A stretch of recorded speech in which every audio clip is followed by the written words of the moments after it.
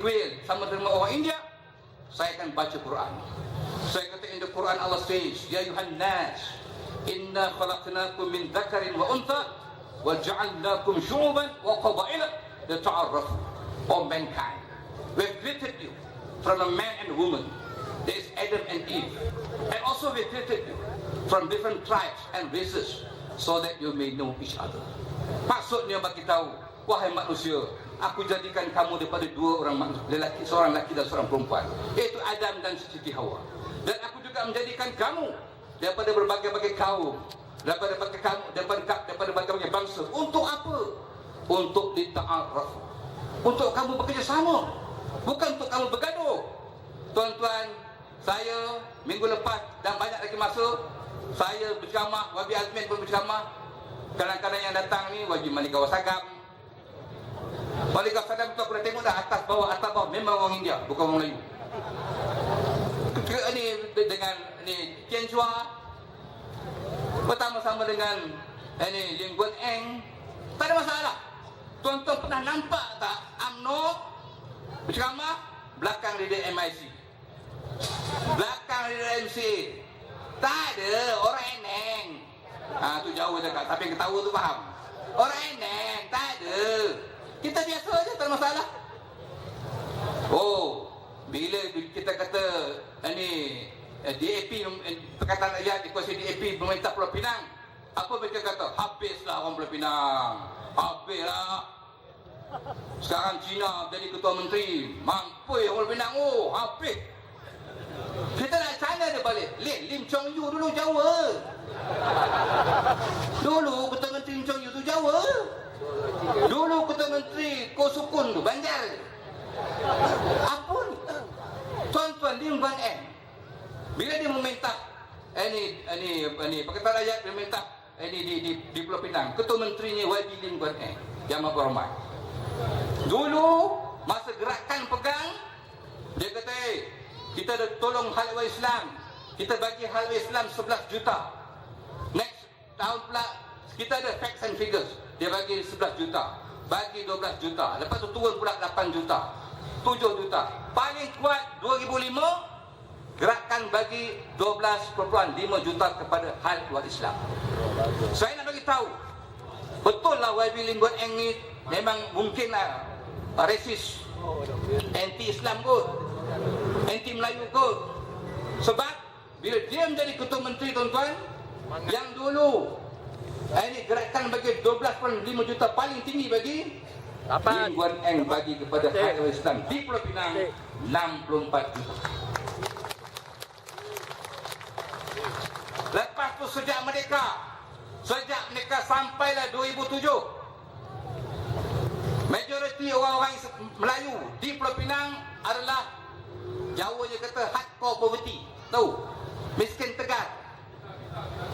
Miskin tegar ini dia pendapatan satu bulan RM400 aja.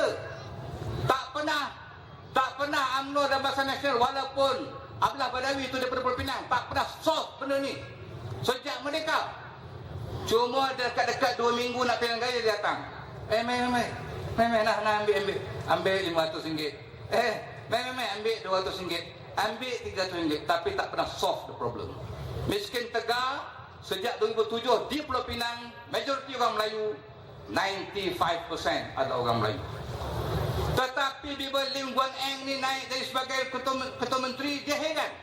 Ada ke orang RM400 zaman sekarang ni? Ada ke orang RM400 ni? Dapat dia pergi rumah, each and every house. Dia pergi tanya, betul, rupanya betul.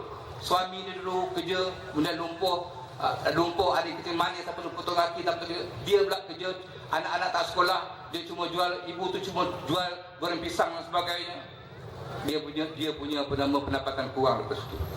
Tuan-tuan, bila Lim Guan Eng pergi tengok benda-benda macam ni, tidak, dia kata, ini tak boleh jadi, dia kata. Dia ambil duit pertukaran negeri, bayar pada mereka ni, sekarang ni, besok tak boleh. Besok, tuan-tuan pergi ke Pulau Pinang, ini hardcore poverty ataupun miskin tegar, orang eneng. Tak ada dah. Dah tak ada. Semua tu dinaikkan gaji-gaji mereka ataupun pendapatan mereka oleh kerajaan Pulau Pinang, tuan-tuan. Banyak lagi lah kita nak cerita. Sebab itu kita kata zaman dah berubah sekarang ni. Zaman dah berubah. Kasih dia tahu. Zaman dah berubah. Tuan-tuan tahu 2005, 2004 saya pergi ke Semunjan, Sarawak. Saya pergi ke Sirian, Sarawak. Kita pergi di Sarawak, kita nak sampaikan bawa pas, bawa bendera pas. Tak boleh masuk. Sebab semua rumah-rumah panjang orang-orang ibadah tunggu dengan parang. Nak pergi jalan sana, rumah panjang banyak tangga nak pergi sana. Ada yang pegang ini lembing. Aku pun takut sorok bendera pas. That was in 2004. 2004 tuan-tuan. 3 minggu lepas saya baru balik ke Semunjan. Saya pergi rumah-rumah melawat di Samarahan, Semunjan. Area yang sama. Rumah panjang yang sama. Yang dulu saya takut bawa bendera pas terpaksa sorok. Sekarang aku tak terkejut. Sebab orang Iban tunggu aku dengan bendera pas. Orang Iban, orang Bidayu tunggu aku dengan undilah pas. Pakai seluar pendek, semua warna hijau. Aku pun terkejut tuan-tuan. Ini dia. Lepas tu saya tanya dia, kita connect talk, kita mengundi apa tak? Nyam ada apa tu? Hanya aku cakap Iban, aku je cakap Iban yang main. 6 tahun aku kerja kat sana. Connect talk lah. Kali itulah kita simak lagi tu BN tu. Kasih yang tumbang je. Au katanya. Dia pun bagi aku lauk. Makan aku tak apa.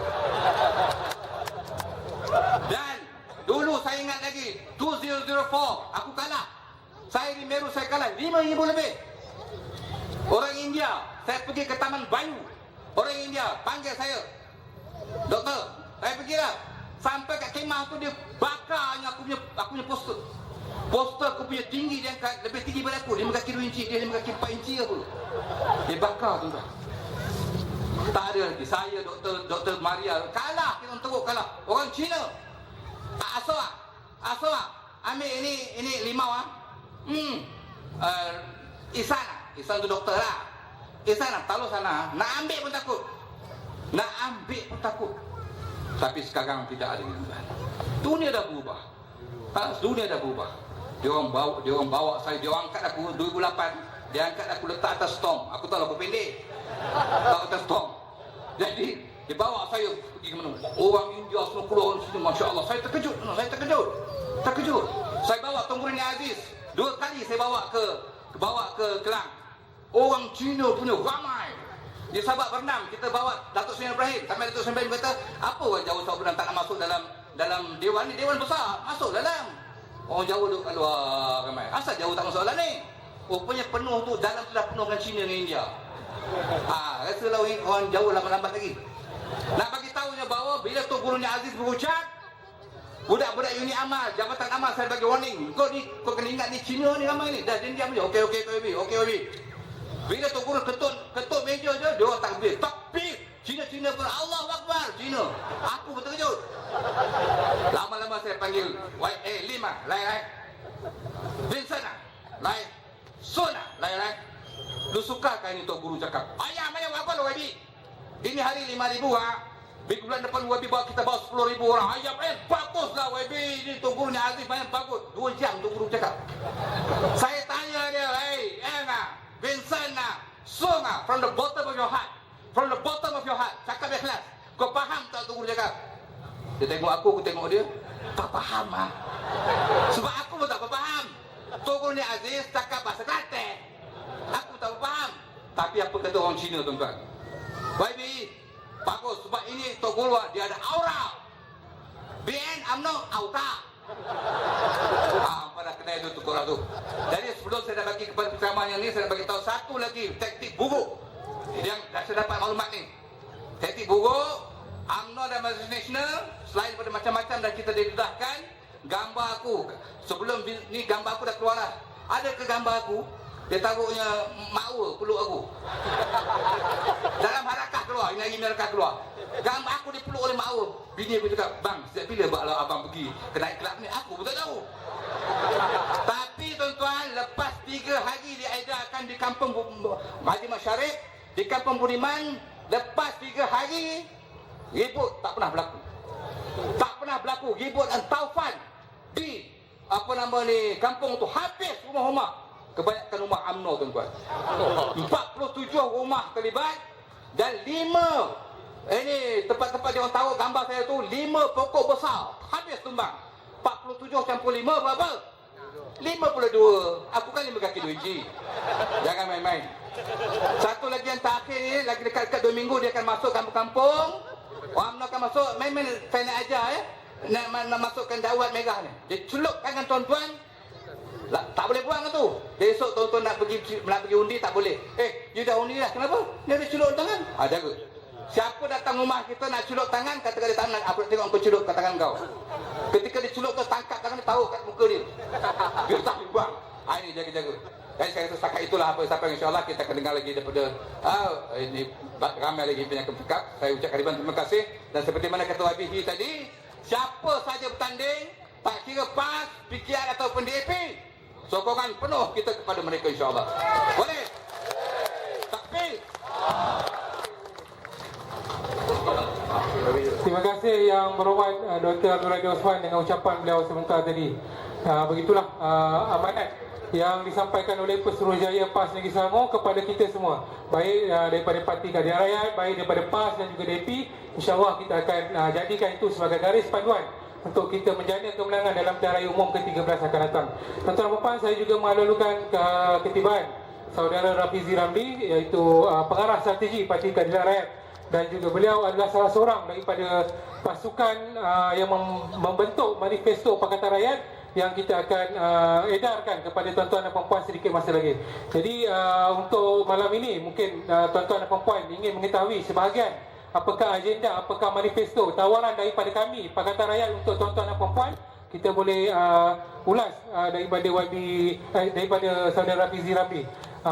Terutama kepada anak-anak muda, ingin saya tekan di sini dua perkara penting yang kita rasa ini adalah tawaran yang paling baik yang pernah ditawarkan oleh salah satu parti di seluruh dunia khususnya, iaitu yang pertama adalah penghapusan PTPTN, Perbadanan Tabung Pendidikan Tinggi Negara, bagi mana yang telah belajar ataupun menamatkan pengajian yang masih berhutang, insya-Allah kita ada modul bagaimana kita nak menghapuskan hutang-hutang yang kita tanggung. Dan yang kedua, bagi golongan muda, terutamanya apabila kita tawarkan cara pembelian ataupun untuk membeli kereta dengan harga separuh daripada harga pasaran sekarang.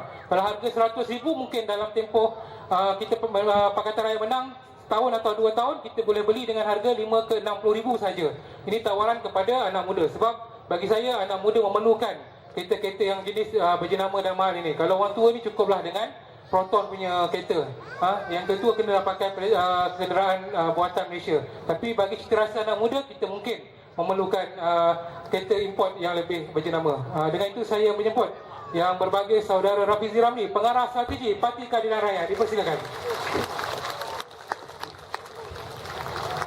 Assalamualaikum warahmatullahi taala wabarakatuh. Selamat malam, Tachawan Sanghau. Waalaikumsalam, salam reformasi. Alhamdulillahirabbil alamin wassalatu wassalamu ala asyrafil anbiya'i wal mursalin wa ala alihi wa sahbihi ajma'in. Rabbi shrah li sadri wa yassir li amri wahlul 'uqdatam min lisani yafqahu qawli. Saudara Maru, saudara pengurusi majlis yang saya kasihi, yang berhormat Saudara Azmin Ali, Timbalan Presiden Keadilan, yang saya kasihi Dr. Rani, Pesuruhjaya PAS Negeri Selangor, yang saya hormati, yang berhormat Puan Haniza Talha, Timbalan Speaker Dewan Undangan Negeri Selangor, saudara saya yang berhormat Saudara Hiloy Sian, Ahli Parlimen Petaling Jaya Selatan, seluruh pimpinan Keadilan PAS DAP, saudara-saudari, pakcik-makcik yang saya hormati sekalian. Saya agak jakun tengok orang ramai macam ni ni. Ni sebab itulah Najib dia duduk tengok Facebook malam-malam. Sebab itulah dia takkan panggil pilihan rayanya. Mula kita ingat dia akan bubar sebelum Dewan Undangan Negeri Sembilan terbubar. Dah bubar semalam lah pun. Sekarang tak panggil lagi. Saya dengar ura-ura sekarang ini Najib kata dia akan tunggu Parlimen terbubar sendiri, baru dia nak masuk. Sebab itu sekarang ini kita tengok Najib tahu kalau tiap-tiap malam laporan dari seluruh Malaysia pergi kepada beliau, jumlah kehadiran, jenis sambutan, muda, tua, Cina, Melayu, India, semua turun macam ini. Sebulan dari sekarang, insya-Allah kita akan dapat Perdana Menteri baru, Datuk Seri Anwar Ibrahim. Sebab rakyat tahu bezakan. Kalau kita pangkah Pakatan Rakyat, kita bukan saja dapat dasar dan juga program yang membantu rakyat. Yang lebih penting, insya-Allah kita akan dapat pimpinan-pimpinan yang baik, bersih, jujur, yang macam kita ada dekat depan sekarang.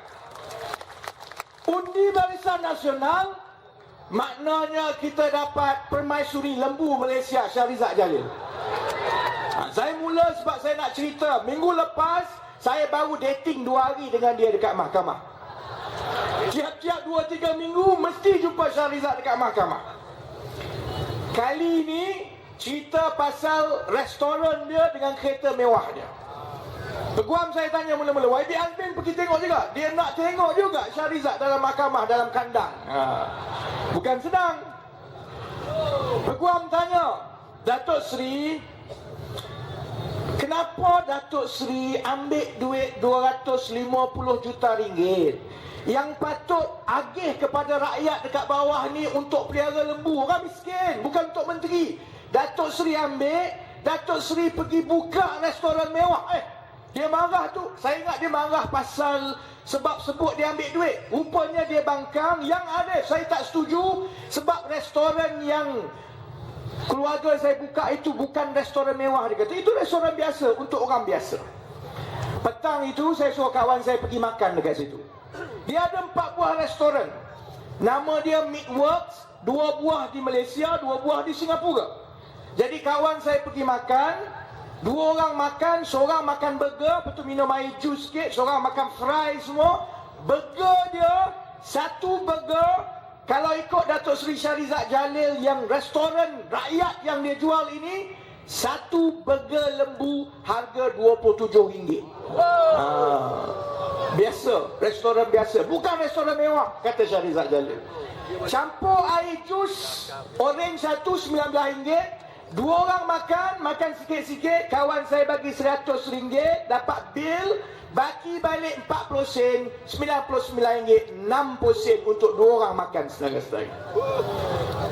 Dia kata tak mewah, itu untuk restoran biasa, untuk orang biasa. Tapi ni yang ramai-ramai ni berapa kerat sangat daripada kalangan rakyat kita yang sanggup bayar 1 burger RM27. Hanya anak-anak menteri Barisan Nasional saja yang makan burger macam ini. Lepas itu, peguam saya tanya pasal kereta. Datuk Seri Shahrizad, kamu tak malu ke keluarga kamu ambil RM560,000 beli kereta Mercedes CLK yang mahal itu, RM500,000 untuk kamu pakai, untuk keluarga kamu. Dia bantah lagi. Dia kata yang Arif tak betul, itu fitnah yang lanatullah tu buat. Dia tunjuk kat aku lanatullah, dia panggil. Sebab tu saya kata patut dia tak jadi menteri sekarang, dia dah jadi mufti. Dia kata RM560,000 itu beli kereta, keluar kereta tu bukan untuk keluarga dia. Shahrizad kata tak betul hakim, dia kata. Kereta itu syarikat beli untuk lembaga pengarah, dia kata. Untuk ahli lembaga pengarah, bukan untuk ahli keluarga saya. Peguam saya pun tanya, betul lah untuk ahli lembaga pengarah. Tapi siapa lembaga pengarah tu? Dia pun senyum, dia jawab, suami saya lah ahli lembaga pengarah. Betul ni tak tipu. Demi Allah, dalam mahkamah rekod boleh semak. Lepas itu peguam tanya lagi, tak ke mahal RM560,000 untuk seorang, 1 kereta? Ini duit rakyat. Dia kata tak betul hakim. Itu salah juga. 1 kereta kami dah jimat dah untuk 4 orang ahli lembaga pengarah. Kalau syarikat biasa, kata Shahrizad Jalil, tanyalah mana-mana syarikat biasa ini, setiap seorang pengarah akan dapat 1 kereta. NFC dia kata dah jimat dah, 1 kereta kongsi 4 orang pengarah. Peguam saya tanya lagi, baik 4 orang pengarah, pengarah nombor 2 siapa, nombor 3 siapa, nombor 4 siapa? Dia pun jawab, pengarah nombor 2 anak sulung saya, nombor 3 anak nombor 2 saya, nombor 4 anak bongsu saya. Maka akhirnya peguam saya pun tanya, jadi kereta tu Datuk Seri untuk lembaga pengarah yang semua anak beranak kamu pakai, kamu kata kereta syarikat, tapi parkingnya tiap-tiap hari dekat mana? Dia pun jawab, parking memang betul dekat depan rumah saya lah. Saudara-saudari, rakyat kita ni dah tahu dah, kalau kita terus lagi pangkah UMNO Barisan Nasional, Shahrizad Jalil akan jadi menteri lagi. Kalau Shahrizad Jalil jadi menteri lagi, lembu dia dah sapu, maka projek kambing habislah dapat kedua lepas ni, insyaAllah. Sebab itulah maka UMNO Barisan Nasional tahu, kalau dia nak berdepan dengan kita soal dasar, nak berdepan dengan kita soal pentadbiran, tata kelola, pasal macam mana kita nak bantu rakyat yang termiskin, dia akan kalah. Dia tak berani. Maka akhirnya UMNO Barisan Nasional, nyawa dia sekarang ini hanya ada 2. Panglima perang dia nak masuk pilihan raya hanya ada 2. Satu ialah video dan gambar hitam putih. Yang kedua ialah blogger-blogger kaki fitnah yang bekas-bekas penjenayah. Orang kata kat saya, kenapa kamu cari gaduh dengan Papa Gomo ni? Bagi je lah dia, buang masa, tak ada orang baca. Sebab saya sebagai orang Melayu, orang Islam, saudara-saudari, kita tak malu ke kawan-kawan kita? Akhirnya politik Melayu ini berkisar tentang lucah. Tak ada satu benda pun yang Papa Gomo tulis yang tak lucah. Semua lucah. Seolah-olah orang Melayu ni dalam kepala biru pekat macam dia, blue semua. Sebab itu kita ambil keputusan. Tanya YB Azmin, sebenarnya pimpinan PKR kata tak payah kacau lah, kita tumpu kepada soal besar, soal dasar ekonomi. Tapi budak muda dalam PKR kata pergi mampus Papa Gomo. Orang macam ini kita kena kejar, dan sebulan lagi kita sampai ke Putrajaya. Tak cukup tanah Papa Gomo nak lari. Dia pernah duduk dalam penjara tahun 2012. Lepas ini kita sumbat lagi lama dia dalam penjara, saudara-saudari. UMNO Barisan Nasional akhirnya terpaksa bergantung kepada seorang bekas konstabel polis yang kena tangkap dan gantung kerja sebab lepas 3 tahun jadi polis trafik, dia didapati bersalah peras ugut dan ambil rasuah daripada makfid kaki dadah. Hinanya Papa Gomo ni. Baru 3 tahun kerja, umur 20-an baru. Masa dia kena tangkap, umur 21 pakcik. 21 tahun, dia dah pun ambil rasuah daripada penagih dadah. Minta RM1,000 dia kena tangkap.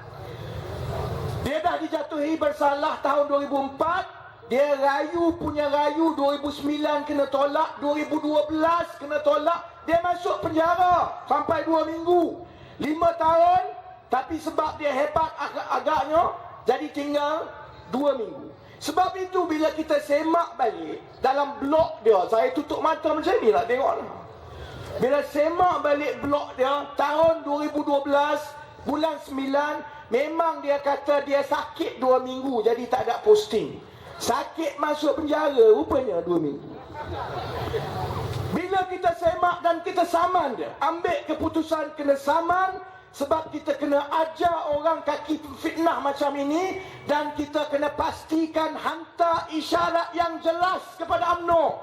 Kalau kamu nak lawan kami jadi anak jantan, lawan atas pentas. Biar Datuk Seri Najib berani naik pentas berdebat dengan Datuk Seri Anwar. Ini apa kejenis parti Melayu kononnya bersembunyi di belakang kaki rasuah masuk penjara, main cerita lucah.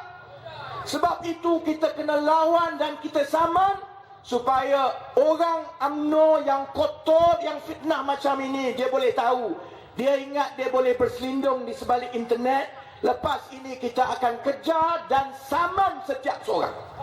Bila kita saman, maka kita dapat nombor kad pengenalan dia yang biasa dan nombor kad pengenalan polis.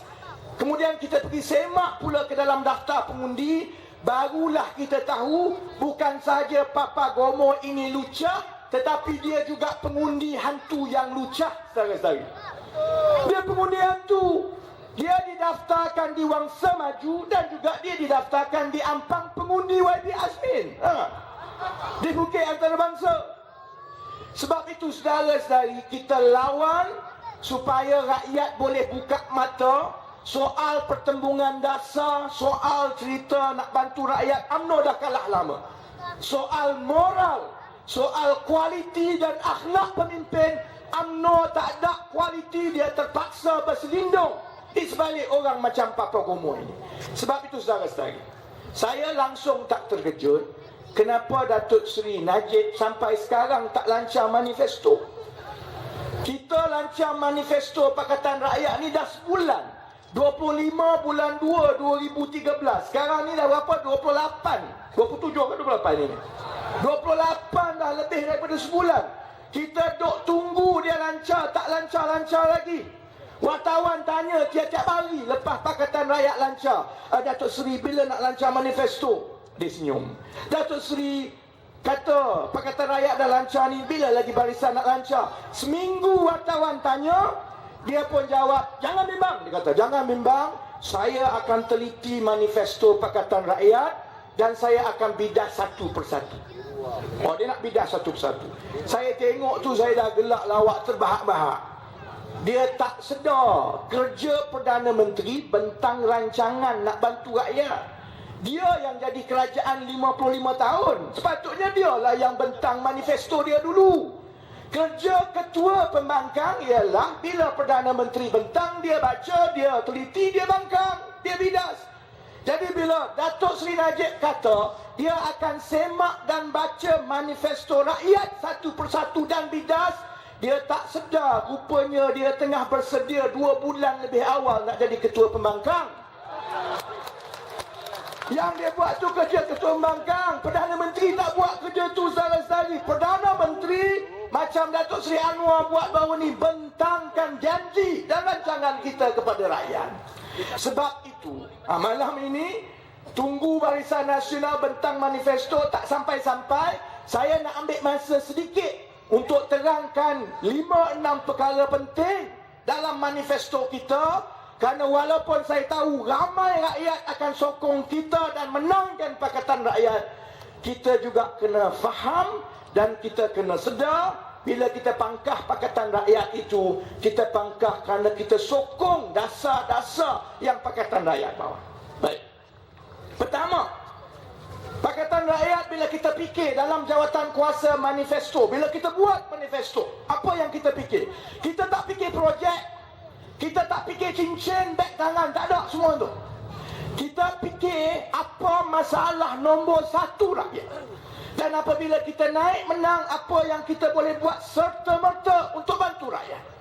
Maka bila kita tanya, kita tengok kaji selidik, kita duduk di gerai jumpa orang, perkara yang paling meruntun dan merunsingkan rakyat ialah soal harga barang yang naik dan mahal. Gaji tak naik, tetapi tiap-tiap tahun inflasi harga barang ni cukup tinggi. Harga rumah di Kuala Lumpur, Lembah Kelang ni orang dah di luar kemampuan rakyat contohnya. Sebab itu, janji kita yang pertama, hari ini kita menang, hari ini juga Datuk Seri Anwar akan mengumumkan turunnya harga minyak untuk semua rakyat Malaysia. Kenapa kita turunkan harga minyak? Kerana kalau nak turunkan harga barang, jangan pakai otak Najib bagi BRIM.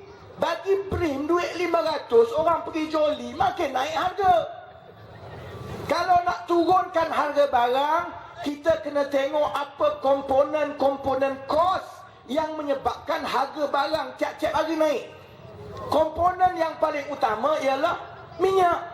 Pergi sekolah, naik kereta minyak. Hantar barang lori minyak. Api elektrik semua mengenakan minyak, pakai minyak. Jadi kalau kita nak turun harga barang, nak kawal harga barang, kita kena kawal kos yang menyebabkan harga barang itu mahal.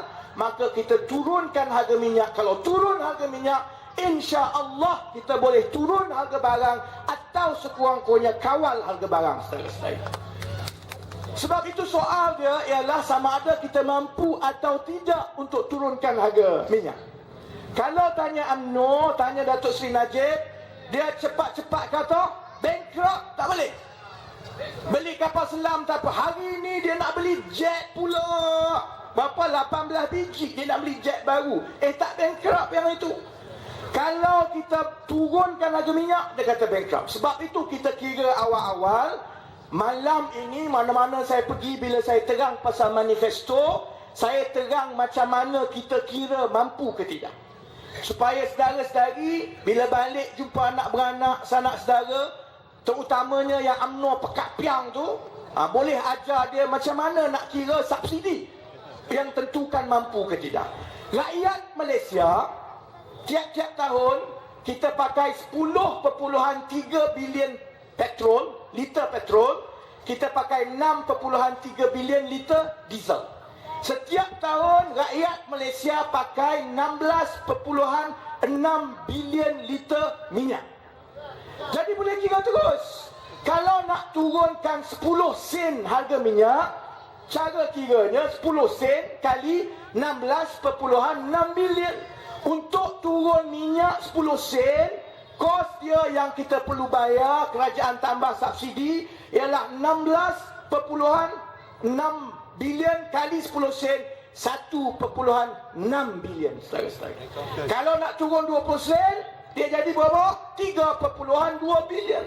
Sebab itu dalam jawatan kuasa bila kita dah kira, kalau Perdana Menteri ke-7 Datuk Seri Anwar turunkan harga minyak dari RM1.90 sekarang jadi RM1.50, kosnya adalah 6.8 bilion ringgit saja tiap-tiap tahun. Jadi kita kena tanya mampu ke tidak 6.8 bilion ini, boleh ke tidak? Kalau kita nak tahu boleh ke tidak, kita kena tengok apa yang Najib belanja dengan 6.8 bilion sekarang. Peruntukan untuk Jabatan Perdana Menteri saja adalah 16 bilion tiap-tiap tahun. Dia seorang belanja 16 bilion baca. Pakcik tahu tak? Tengok dalam TV sekarang ni, keluar lagu I Am For You lah, lagu itu Mahathir Tua Bangka pun keluar dalam TV. Itu bukan percuma, kena bayar. Najib bayar belanja periklanan tiap-tiap bulan sebanyak 45 juta ringgit tiap-tiap bulan. Daripada belanjawan 16 bilion dia. Jadi kalau Najib belanja 16 bilion tiap-tiap tahun, takkan dia nak beritahu rakyat? Berani ke tidak dia berhadapan dengan rakyat? Dia nak kata kalau bagi 6.8 bilion untuk turun harga minyak akan bankrupt. Sebab itu dia tak berani lawan Datuk Seri Anwar. Sebab kalau Datuk Seri Anwar dah sedia nak smash ni atas pentas, kalau kamu boleh belanja 16 bilion untuk jabatan kamu, kenapa kamu tak boleh belanja 6.8 bilion untuk turunkan harga minyak jadi RM1.50 1 liter? Saya tanya orang PJS, nak ke tidak harga minyak RM1.50? Kalau nak, kita ramai-ramai pangkah, kita undi Pakatan Rakyat masuk kerajaan 2 bulan lagi. Kemudian untuk kita turunkan harga barang juga, kita kena hapuskan tol. Sebab pengangkutan ini adalah satu lagi kos yang biasa kena bayar. Barang makanan contohnya, Malaysia ni bukannya kita tanam sendiri. Makan kentang. Kalau makan kentang, mana ada orang tanam kentang dekat Gombak? Tak ada. Kita kena import kentang daripada India yang banyaknya. Kalau beli lada bawang pun dari India. Beras daripada Vietnam, Myanmar, Thailand, daripada Pakistan masuk Malaysia, dia kena masuk ke pelabuhan. Dari pelabuhan ini dia kena hantar ke Alor-Star, hantar ke Ipoh, hantar ke Gelang Patak. Semua ni kena bayar tol. Maka kalau nak turunkan harga barang, kita kena hapuskan tol yang akhirnya mengurangkan belanja pengangkutan. Itu cara dia kita kurangkan harga barang saudara-saudara. Jadi kalau nak tanya, soalnya kemudian mampu ke tidak untuk kita hapuskan tol? Najib kata, apa dia? Bankrupt. Bankrupt dia kata. Dia apa yang itu dia bankrupt. Kalau saya berdebat dengan dia, saya tak dan habis hayat lagi dia dah sebut bankrupt. Kalau saya sebut cincin dia cincin Rosmah pun dia kata bankrupt juga, dia tersasul. Sekarang ini yang rakyat lupa dan dia cuba sembunyikan. Tahun lepas, tahun 2012, di bawah UMNO Barisan Nasional, Lebuh Raya Utara Selatan itu dia dah gadaikan balik kepada bank. Lebuh Raya Utara Selatan ni dah habis bayar hutang semua dah. Kutip untung tiap-tiap tahun dia bila rakyat bayar tol ini. Untung pula bilion-bilion. Tapi tahun 2012 Najib ambil Lebuh Raya Utara Selatan yang dah habis bayar untung ini, dia pergi gadai balik dekat bank, dia ambil pinjaman 30 bilion ringgit yang dia nak bayar untuk 27 tahun. Kita masuk Putrajaya, kita kena tanggung hutang 30 bilion ringgit. Sebab itu saya kata, bila saya tunjukkan kira-kira untuk kita ambil alih Lebuh Raya, belanja dia 6 bilion tiap-tiap tahun. Bayar gaji, bayar ni apa ni, buat jalan jangan bagi berlubang, bayar buat pagar jangan bagi lembu masuk Lebuh Raya, bayar semua. Bayar, tanggung hutang yang itu lagi tiap-tiap tahun makcik 6 bilion. Kalau 6 bilion untuk ambil alih Lebuh Raya Utara Selatan dan 2 Lebuh Raya di Kuala Lumpur tiap-tiap tahun belanja 6 bilion, macam mana bila dia gadai dan ambil hutang 30 bilion, 5 kali ganda, dia kata yang itu tak bankrupt, tetapi kalau kita hapuskan tol, dia kata bankrupt. Sebab itu sekarang, satu lagi sebab dia tak berani nak berdebat. Berbuih mulut dia lagi banyak berbuih daripada Syabri Cik dulu. Jadi insya-Allah kita turunkan harga minyak, kita batalkan tol, yang itu akan ada kesan mendadak yang insya-Allah akan turunkan harga barang dan kawal harga keperluan supaya tak naik macam bawah Barisan Nasional sekarang. Kemudian kita tengok pula apa kepentingan jangka panjang keluarga-keluarga di Malaysia ini.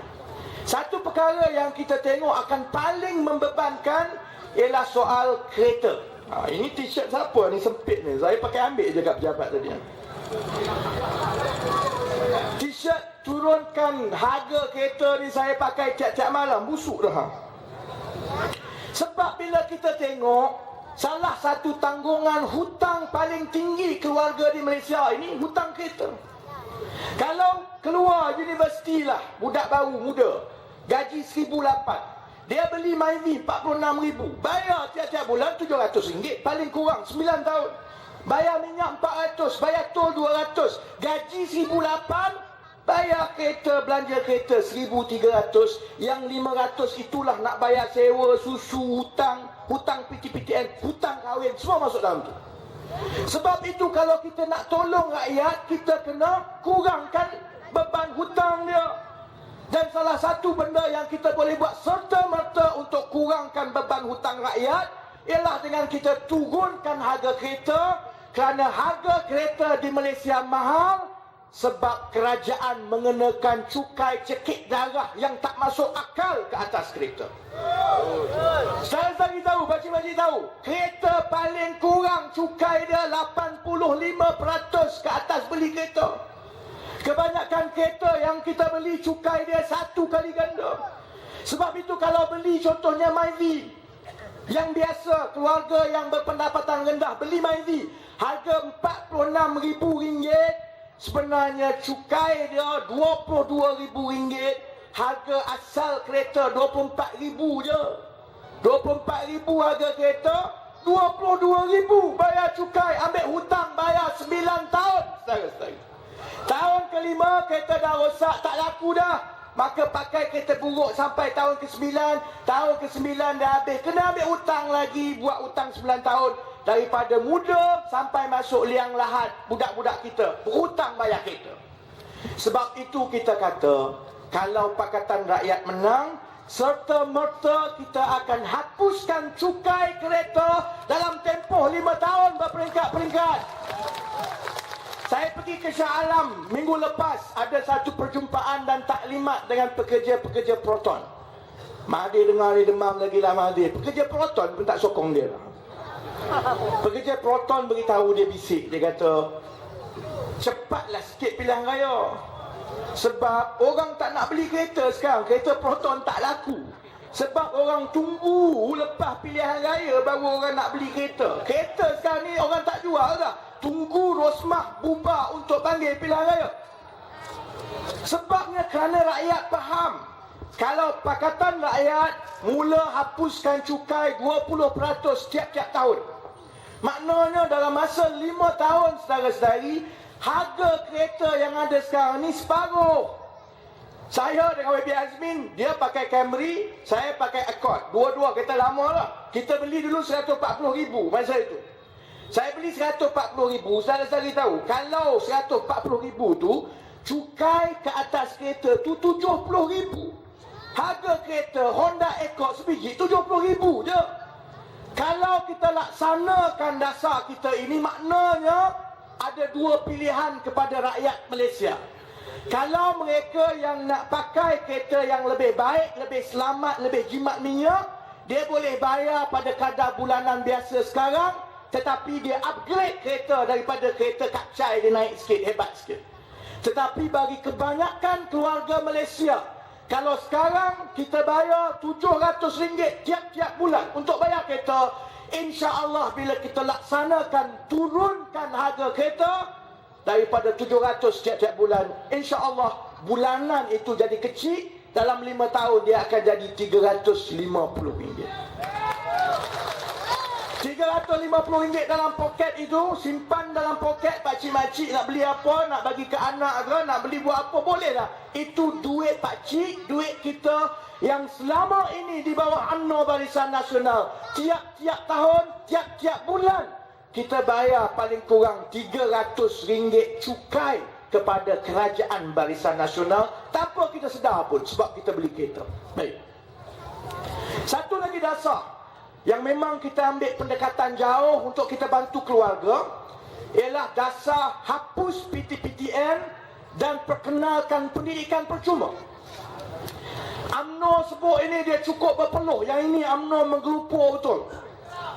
Sebab IPTS swasta ni, institusi pengajian tinggi swasta, kebanyakannya adalah milik koloni UMNO, MCA, MIC. Bila kita kata kita nak hapuskan PTPTN, dia melenting, dia kata ini satu janji manis untuk memikat hati rakyat, dia kata. Saya cakap balik kepada UMNO, kita sebagai parti politik memang kita nak pikat hati rakyat, bukan kita nak pikat hati lembu. Memang itu tugas kita lah, bagi dasar-dasar yang rakyat suka. Tapi dia tak sedar bahawa pendidikan percuma ini kita kena dan wajib perkenalkan, sebab kita kena tengok nasib rakyat kita di masa depan, bukan sekarang, 10 tahun dari sekarang. Sebab di bawah UMNO Barisan Nasional memang dia buat dasar untuk tidak menambah tempat di institusi pengajian tinggi awam. Universiti kerajaan ini dia tak bina yang baru. Tempat itu macam itulah daripada dulu sampai sekarang. Ada lebih kurang 400,000 tempat sahaja di universiti awam. Sedangkan tiap-tiap tahun yang keluar, yang lulus SPM dengan cemerlang ni makin lama makin banyak. Budak makin pandai, maka lebih ramai yang perlu dan layak masuk universiti. Kerana rancangan jahat UMNO Barisan Nasional, apabila lebih ramai anak kita masuk universiti, maka dia tak dapat masuk universiti awam, dia tak ada pilihan, dia kena ambil pinjaman bayar universiti swasta baju. Satu ijazah sekarang harga dia paling kurang RM60,000. Satu ijazah. Kalau yang mahal sikit RM70,000. Ada yang sampai RM80,000. Saya pergi ke Sungai Petani sebulan yang lepas. Budak yang ambil saya tu baru keluar kolej ke jururawatan. Budak lelaki tapi jadi jururawat. Tak ada kerja lagi ni. Baru keluar saja kolej. Perkara pertama dia dapat penyata hutang dia dengan PTPTN. Umur 22 tahun, hutang dia RM82,000. Kalau dia bayar 200 tiap-tiap bulan, umur 53 tahun baru habis. Sebab itu saudara-saudari, kita kena ambil pandangan jauh. Bukan saja soal anak dan adik kita yang kena bayar hutang PTPTN sekarang. Kalau sekarang satu ijazah RM60,000, dalam masa 10 tahun lagi kos ini akan terus meningkat. Kita jangka dalam 10 tahun satu ijazah di universiti swasta, kos dia RM100,000. Kalau saya anak 5, ni kalau Dr. Rani lepas ni kot nak tambah anak lagi ada lagi 3 orang masuk universiti. Kalau ada 5 orang anak yang layak masuk universiti 10 tahun dari sekarang, kalau tak ada RM500,000 atau kalau tak sanggup ambil pinjaman RM500,000, maka anak-anak kita yang pandai, tak kiralah Cina, Melayu, India, Iban, Kadazan, mereka takkan dapat peluang untuk melanjutkan pelajaran ke peringkat lebih tinggi.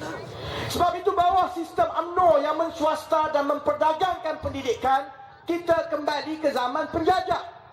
Maknanya hanya orang yang kaya, yang mampu dan dapat tempat melanjutkan pelajaran. Yang miskin makin miskin, dan anak kita pandai macam mana pun 10 tahun dari sekarang, kalau tak ada pendidikan percuma, maka kebanyakan keluarga kita tak mampu untuk hantar anak ke universiti.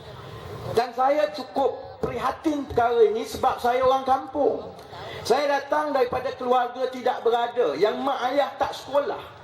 Kalau saya masa SPM dulu, dengan keputusan saya yang agak baik, kalau saya orang datang cakap kena ambil pinjaman 70,000 baru boleh belajar, saya kata tak payahlah, saya lagi sanggup pergi jadi nelayan, pergi ke laut buat duit. Itulah nasib anak dan adik kita masa depan kalau kita tak hapus dan batalkan PTPTN sekarang setara-setara. Sebab itu soal PTPTN kita tak akan berganjak, kita menang, kita akan bubar dan hapuskan hutang PTPTN. Kita menang, kita akan mula laksanakan pendidikan percuma. Setiap anak yang masuk universiti, kalau kamu lulus dengan cemerlang, kamu anak Melayu, anak Cina, anak India, Iban, Kadazan, tak kira. Yang penting, kamu orang susah, kamu cemerlang. Setiap seorang daripada mereka, kita akan bagi beasiswa, bagi tempat percuma semua, supaya dia boleh belajar dengan baik dan jadi rakyat yang berguna lepas dia keluar universiti, insyaAllah. Cuma soalnya berapa kos, boleh ke tidak? Sebab kalau ikut Najib kata bankrupt lagi, tak boleh buat. Najib kata, dia kata bukan kita tak nak buat, tapi tak boleh, bankrupt, dia kata. Saya nak sebut nombor sikit supaya kita boleh ingat dan tangkap dengan cepat. Kita nak bagi yuran percuma. Pendidikan percuma ni maksudnya masuk universiti awam tak payah bayar 1 sen pun, yuran semua tu kerajaan tanggung, masuk belajar saja. Najib kata yang ini habis negara, tak ada duit. Cara nak kira dia mudah saja, macam-macam. Kita kena tahu berapa orang pelajar yang sekarang ini ada jadi universiti awam. Pelajar yang berada di IPTA ni seluruh Malaysia, 21 IPTA ada 400,000 orang setiap 1 tahun. Siapa semualah, UiTM ke UM, 400,000 orang.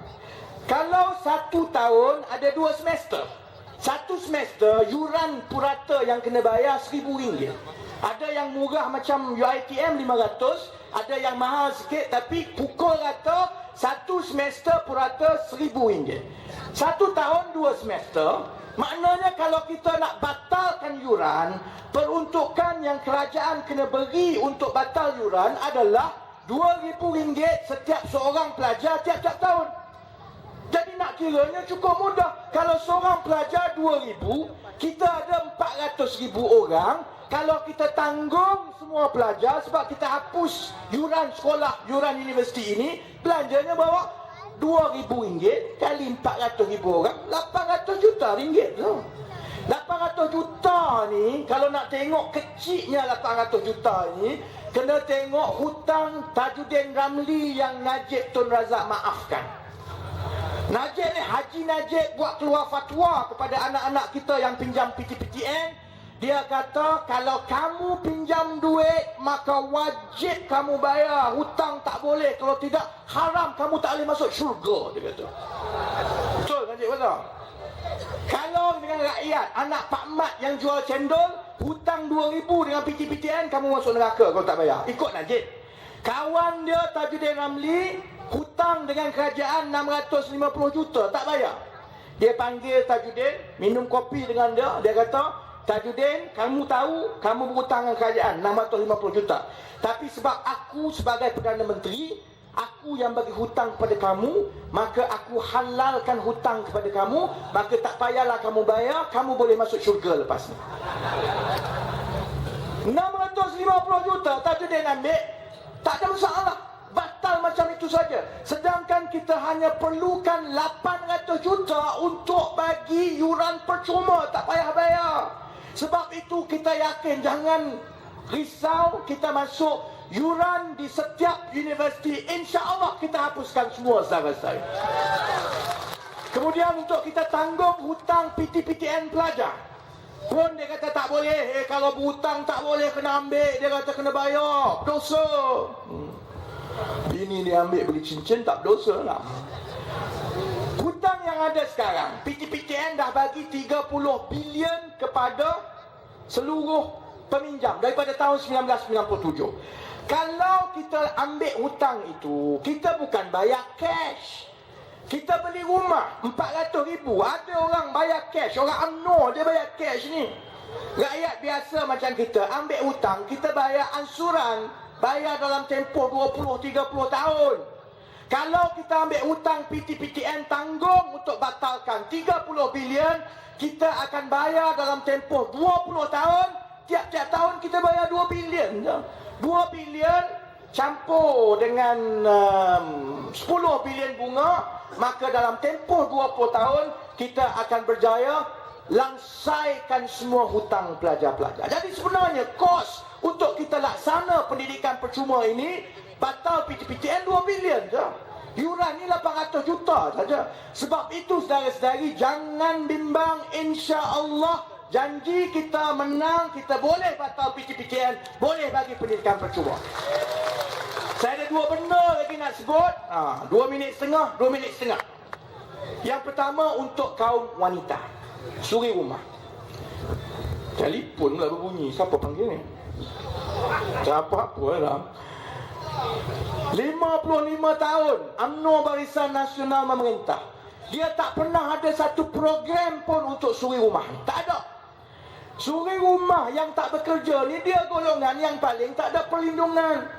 Kalau terjadi musibah dekat dia, dia tak ada gaji, tak ada simpanan pun ikut yang suami bagi, tak ada jaminan kerajaan langsung.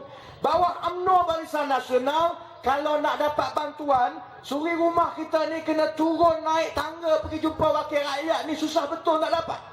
Kalau nak senang sikit dapat bantuan di bawah UMNO, senang saja. Ambil gincu pakai tebal-tebal, bubuh tudung colour pink, masuk Puteri UMNO, insya-Allah dapat.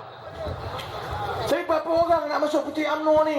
Sebab itu bawah Pakatan Rakyat kita kata, tolak cara ini, kita akan bagi bantuan kepada semua suri rumah yang tak bekerja secara automatik. Tak payah nak jumpa YB Azmin ke YB Hi, tak payah. Tak payah nak jumpa YB Aniza dah lepas ni. Kalau saja berkahwin dan tak bekerja, automatik daripada tarikh bulan pertama kahwin, kerajaan akan mencarum dalam skim macam KWSP, skim caruman. Tiap-tiap bulan kita bagi RM50 bermula daripada bulan pertama dia kahwin. Siapa yang kahwin lambat, pada muka sikit lepas ni. Jadi lepas ni mungkin ramai orang kahwin awal sikit sebab dapat caruman. Tiap-tiap bulan RM50. Itu kerajaan bagi. Suami pula, kerajaan dah bantu, suami pun kena bantu sikit. Kalau ikut pendapatan suami, kita akan tengok yang kurang berpendapatan, dia kena carum RM10 saja tiap-tiap bulan.